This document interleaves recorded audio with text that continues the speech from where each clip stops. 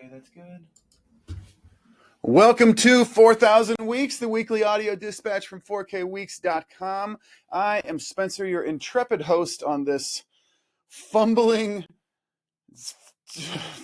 journey of how to discover truths that relate to getting the most out of your life, living a life the way you want to live it so that at the end you can be satisfied that you did the best you could.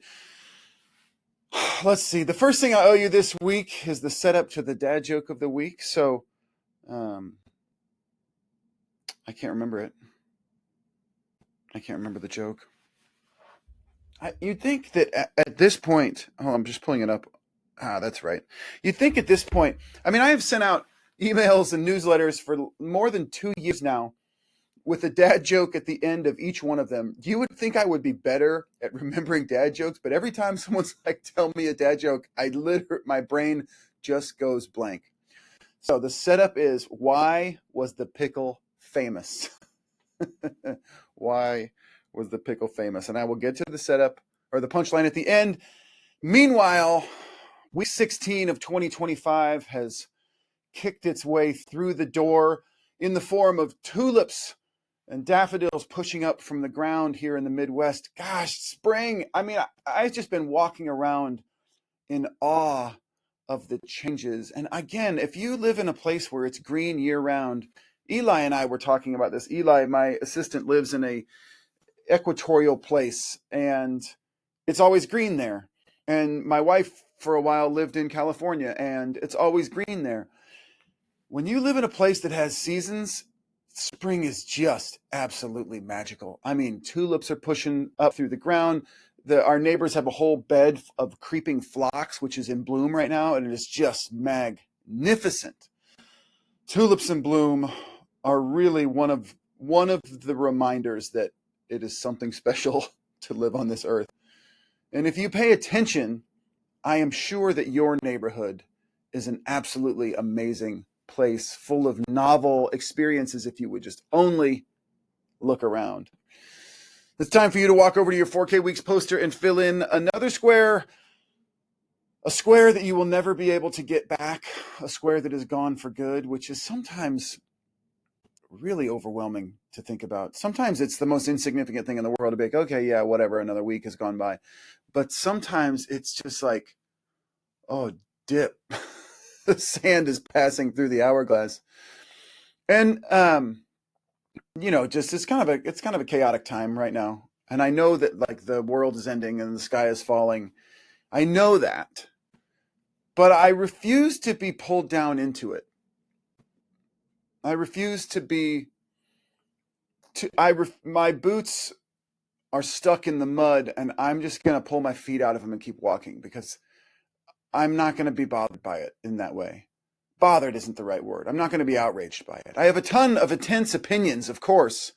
I don't think you can be a person who writes their thoughts every week and not have a ton of intense opinions. I'm not sure it's a chicken or an egg scenario. I'm not sure if you become a person who writes every week because you have intense opinions or you develop intense opinions because you write each week. I'm not sure about that, but I have a ton of intense opinions, but I'm not going to let my mood be dragged through the mud by the intensity of the feelings about things that are well outside of my sphere of influence. And I think that this is a powerful stance to take.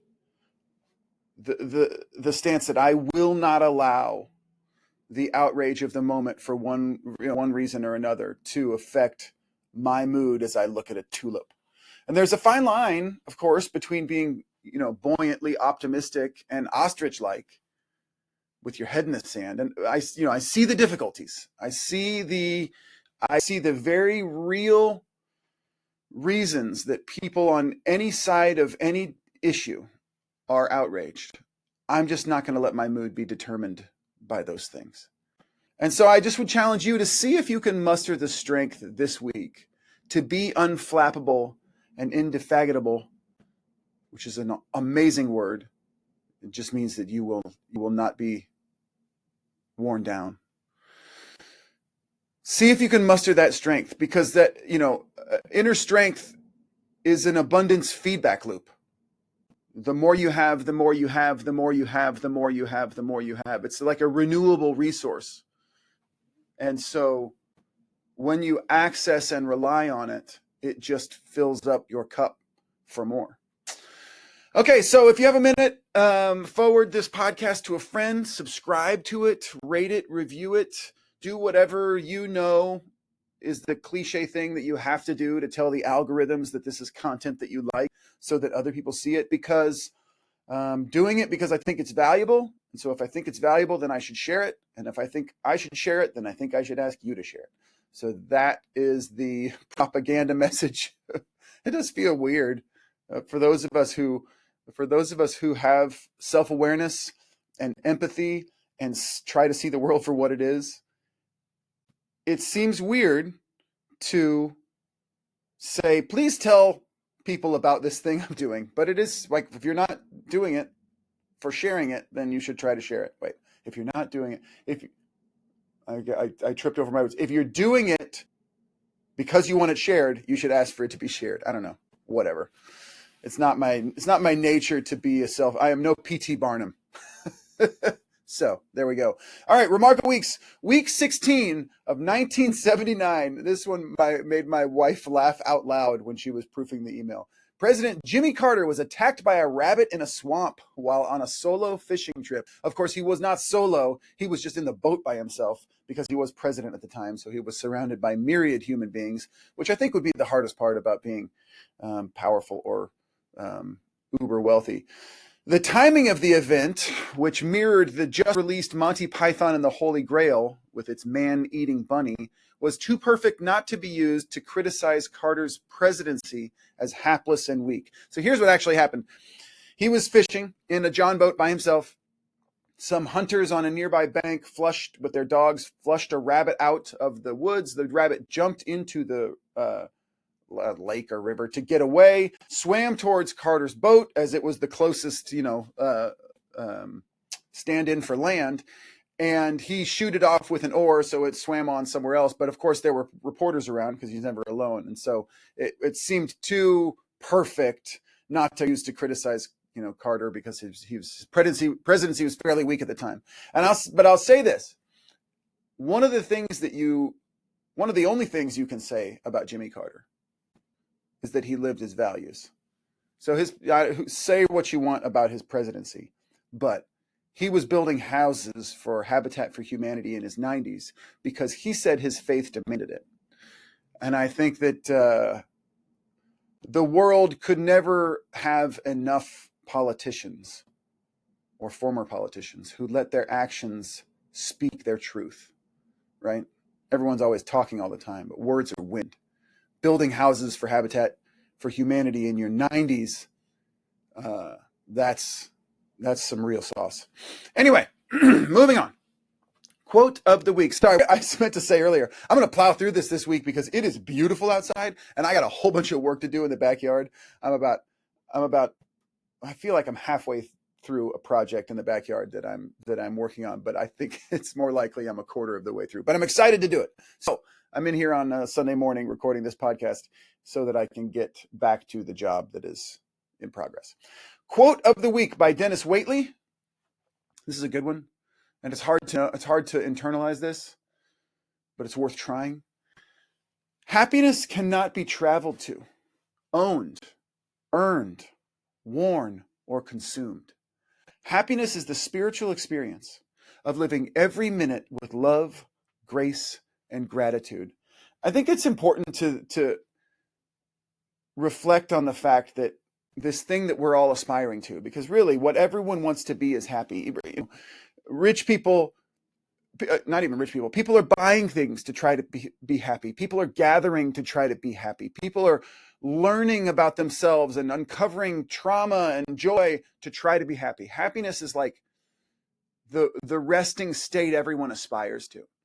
And yet, it's one of those things that if you try to desperately to hold on to, it disappears, right? It's not, you can't, I'm trying to think about how to articulate this. It's like one of those things that disappears if you look at it.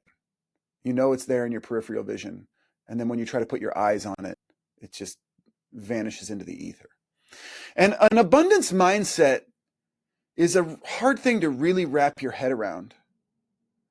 And in most of the spheres of the modern world, it's easy to debate, right? It's easy to debate if the world is zero sum or abundance, right? Zero sum meaning if I'm going to have more, someone else has to have less. And abundance means more is more is more is more. If I have more, you have more. We all have more. And in every sphere, economics and trade and everything, it's easy to debate and legitimate to debate which is true. Is the world zero sum or is the world abundance? But happiness is at least one area where I 100% know that more is more is more. And if you commit to experiencing and sharing your happiness in any given moment, it ripples out in a growing exponential wave, right? Very few of us have such a strong kernel of coal at the center of our being that someone else's legitimate happiness will not make us happier. And most of us will find ourselves not knowing why we're happier, but just being happier if we are next to someone who is just experiencing their happiness in a moment. And we're all human, and it isn't possible for most of us to honestly and sincerely keep this up 100% of the time, right? I think, we all know the difference between a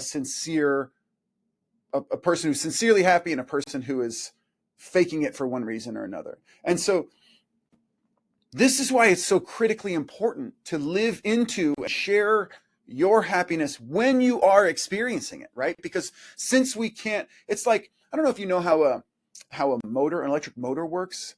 There's a series of attracting and repelling electromagnetic fields in the motor. And so it pushes and pulls and pushes and pulls and pushes. And so it's like constantly this, not perpetual motion machine, but it is entering into the perfect moment and then exiting the perfect moment and entering into the perfect moment, and over and over and over and over and over again.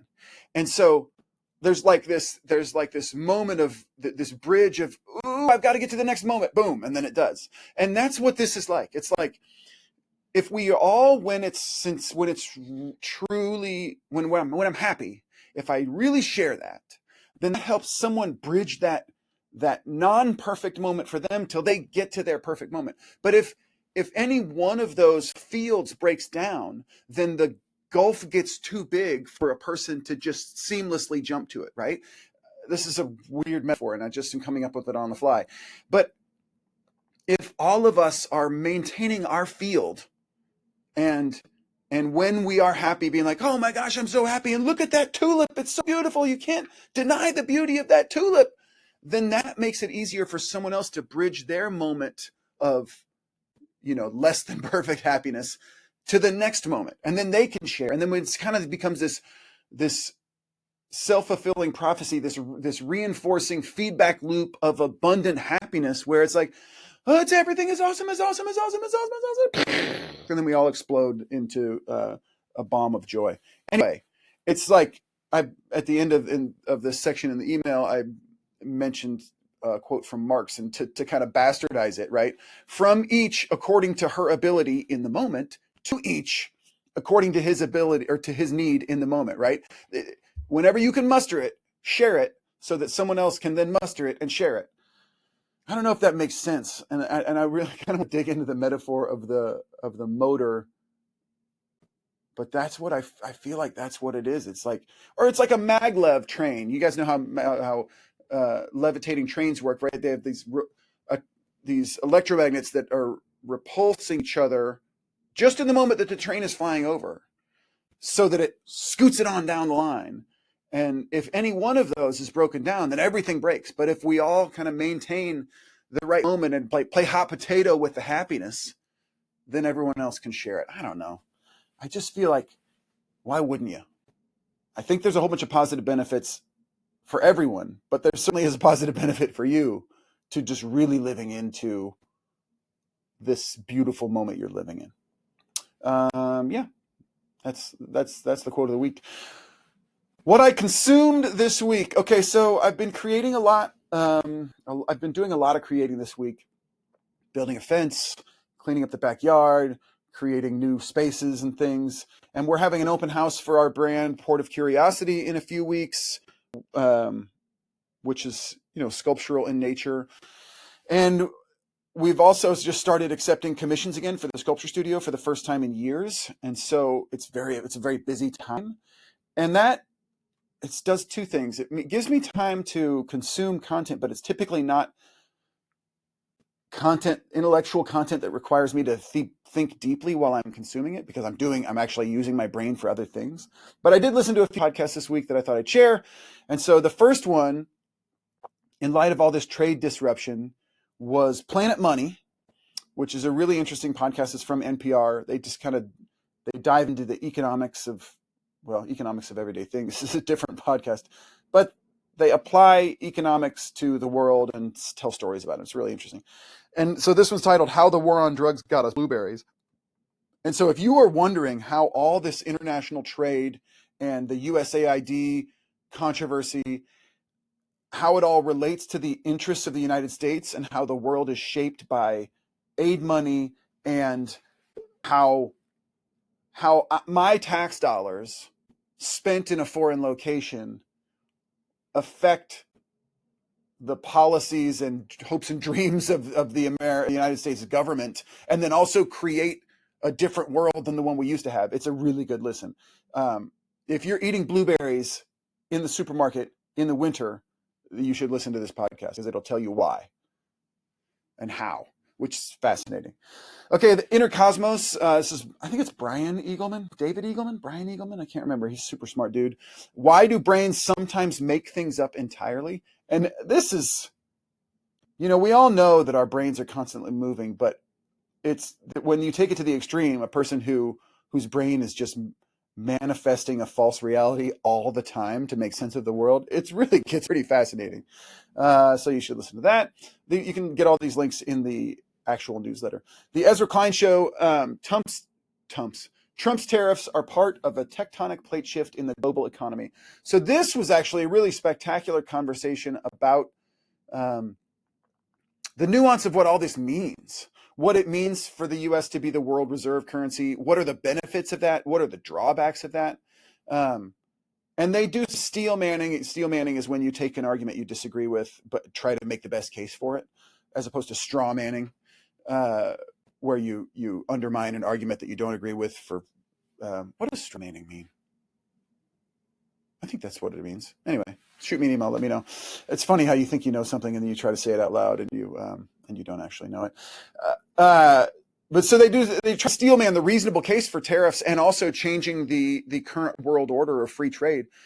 There's just no denying that free trade, for all of its benefits to the larger U.S. and world economy, has really hurt pockets of people in the United States. And, we're currently experiencing the political consequences of that. No question about it. Yeah, it's interesting, especially when they get to this. There's a discussion in there about why is it that when we talk about trade imbalances, we only talk about manufacturing. The United States is largely a service economy now, and has been a service economy for a while. And some of those services are super high value services. So, what is it about the glory days of people putting things together, actually manufacturing an item, that we want to get back to? I think that relates to our understanding of the world that maybe isn't actually accurate, but because the world is a physical place, we're kind of predisposed to valuing physical things. It's interesting, super interesting podcast. Okay, we're plowing along. I'm going to get to the backyard chores here pretty soon. What am I thinking about this week? So, as you can imagine by the first bits of the email, I'm wondering what to do with all of this uncertainty, and what I can do with all of this uncertainty, and what you can do with all this uncertainty. And, if we do enter a recession, it won't be my first professional recession, which I think is interesting. 2008, I was fully into the world in 2008. Tons of FUD abounds, fear, uncertainty, and doubt, if you didn't know what FUD means. Staggering losses on paper. Oh my goodness, so much. I don't know if you guys track your net worth. Wow. A great case to be made that it was all unnecessary and self-inflicted. The U.S. and possibly the world economy now looks to be headed into a recession. I think last time I checked, the odds makers were saying there's close to a 70% chance that within the year we will be in a recession. But recession isn't the worst thing in the universe as long as it doesn't slip into a depression. But shit happens, right? This is I don't know how. I mean, my Ryan, my wife, when she was proofing the email, said, "Can you say that about all of this actual pain and potential recession that people are feeling? Shit happens." I'm like, that's the only thing you can say about it, right? Like, I can't control it, so oh well, it's another day. So, in light of that, in light of all of this stuff you can't control, then what should you do? You should focus on what you can control, and try and try and try again and again and again to block out what you can't. And like, if you were totally happy with your life last year, like if you were a person who's like, oh my gosh, life is good, then you are likely still totally happy with your life this week, right? Regardless of all of the backdrop of things that have happened. If your life was amazing last year, then likely your life is still amazing this year. And if that's the case, skip ahead to the dad joke of the week, because you don't need to hear this. But if you were already a bit unhappy with your situation a year ago or a week ago or a month ago, a downturn like this can really feel like another nail in the coffin, right? Like, it's so hard to get anything going, to do anything, that when world events turn in a way that seems like it's not in your favor, right? Because if you were trying to quit your job 6 months ago and you haven't yet, then like suddenly it's like, oh, well, I better keep my job because of recession, blah, blah, blah, all that stuff, right? It can feel like another nail in the coffin. But what can you focus on? You can always only focus on yourself, your inputs, and your outputs. And I mean, a recession is a great time to start something. Half of all the Fortune 500 companies were started in either a recession or some other severe economic crisis. Half, 50%. That's insane. And I was thinking about, artificial intelligence the other day. AI, large language learning, LLMs, large language, I don't know, whatever. I was thinking about them. And I was thinking, because I'm constantly trying to stay apace, not ahead, but I'm at 48, I am desperately focused on being a 90-year-old who knows how to operate the latest technology. And that's partially because of where I am in my personal life, seeing the difficulties that the older people around me are having with technology. And AI is the biggest thing, and likely going to be the biggest thing for a while. And I'm thinking about it a lot. And I thought to myself, this is when I was driving home from basketball on Friday last week, maybe. A person could spend the next 6 months using all of their free time to learn about artificial intelligence and likely become a top 5% expert in it in some way in the United States. That's a true thing that you could do. And I don't care. This is just something that popped into my head, and I decided to share it. I don't care that you do that for AI. I'm not saying that you should.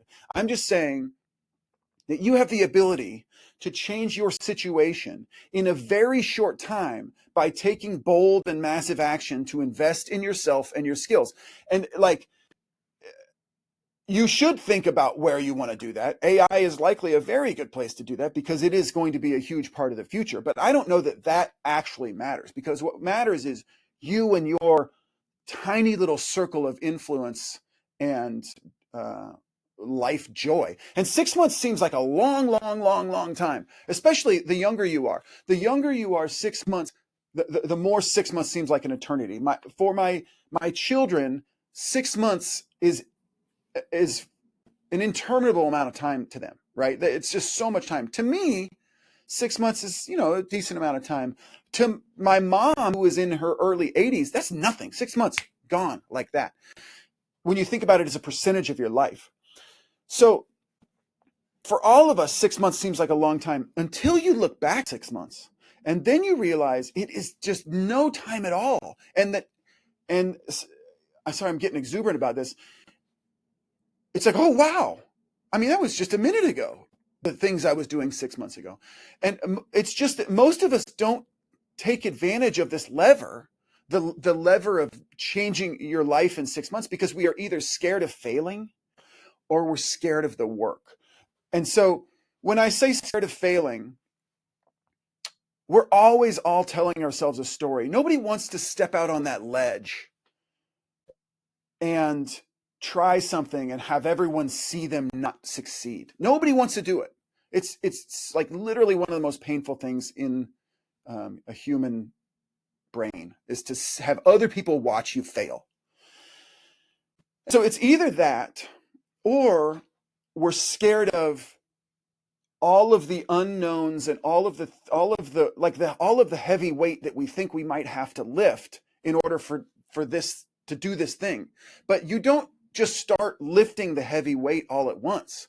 You lift a little weight and then a little more and then a little more. And so if you're good at imagining what's going to take to do something, you're likely like, oh, well, I can't lift 400 pounds. But no, you don't start lifting 400 pounds. You start by lifting 100 pounds. And then you do 110. And then you do 120. And then 6 months from now, maybe not 6 months, a year from now, you can lift the 400. And here's the thing. You will certainly have failures. You will have them. There's no question that there's no way you will not have failures. And that will be hard to deal with. It will be difficult. But hard is always relative. The novel work will be hard. And that will be hard to deal with. Hard is always relative. It will feel like nothing is changing for a long while. Progress is always incremental. But keep at it. Keep doing it. By starting now, at whatever capacity you can manage, you have already tilted the stars in your favor. You have already directed some small amount of energy in the universe towards a path that you want to be on. And all of this comes from me thinking about the world is full of chaos right now and uncertainty, but the world's kind of always full of chaos and uncertainty. And like recessions are inevitable, and it's never going to be a good time. And sometimes might seem like worse times to start something, but they might actually be the best time. And like Helen Langer says, you can never prove the counterfactual. You can never prove or disprove the counterfactual. You can't live 4 lives and try different things in each life and run a controlled experiment on which was the right choice. And so since you don't know what the right choice is, now is the right time, because you can't know that it's not the right time. And now my personal brand, right, is push, push, push, do, go, go, go. And so I think it's, individual results may vary. And I'm not telling you to quit your safe and sound, secure job and go off on a half-baked plan to do a thing, right? I don't know what is true for you. So your individual results may vary, and you need to know, you need to push yourself in a way that you feel comfortable. And you need to be a little uncomfortable too, but I don't want anyone to email me saying, you told me to jump off this cliff and now I hit the ground, whatever, right? But I'll just leave you with this. 2 of my favorite quotes. The best time to plant a tree was 60 years ago. The next best time is today. That's the first one. And the next one is, bite off more than you can chew and then chew it. Because you can do it. I know you can. If you need somebody to believe in you, I believe in you. And I don't even know you that well, but I have seen so many people who were so convinced that they couldn't succeed decide to try and then have success. Maybe not exactly the success that they were dreaming of, but certainly a success that they love and are proud of. I don't know, I've never said this on the podcast, and I'm going to wind it up here pretty quick, but this story relates. I always had this dream of going to a brick building and drinking a cup of coffee and making things all day and having people, somehow pay me to do that. And I didn't have any idea how. I was like, wow, people, how can I possibly make any money doing that? Who's going to pay me? What am I going to do? Didn't have any of these things solved. And so for years, I just told myself that wasn't, I couldn't figure out how to succeed at that. And then one day I was just like, you know what? I'm just going to try to fail at it. Let's just try. I literally said to my wife, if I'm going to be struggling at something, it isn't going to be this stuff. I'd rather struggle at that. And so then I just started doing it, and then it worked. It's a much more nuanced and complicated story than that. But I decided to give it a shot. I decided to see if I would fail at it, and I didn't. And here we are. And now it's, 2 decades later. And so I don't know even what spurred me to focus on this week, except that all of this uncertainty in the world and this me kind of chuckling at it when I realized that it was just all paper. And that really the only thing you can control is you. And you can always decide to dedicate the next certain amount of time to totally changing who you are and what your potential is. And so that's it. You can do it. I think that is the lesson that, Henry Ford, if you believe you can, you can. If you believe you can't, you can't. Okay, that's the email for the week. Here's the dad joke of the week. Why? I forgot it again. Oh my God, what is my problem? Hold on, here it is. Let me put up. God, normally I'm better at this. Why was the pickle famous? Because he was a big deal. Okay, I hope you took something this week that you can use, something that you can apply. I hope that you send this to a friend. I hope it was worthwhile enough that you're like, oh, you know who needs to hear this? Timmy or whoever. And I hope you're enjoying spring wherever you are. And it's a beautiful world out there. Open your eyes to it. Have a great week.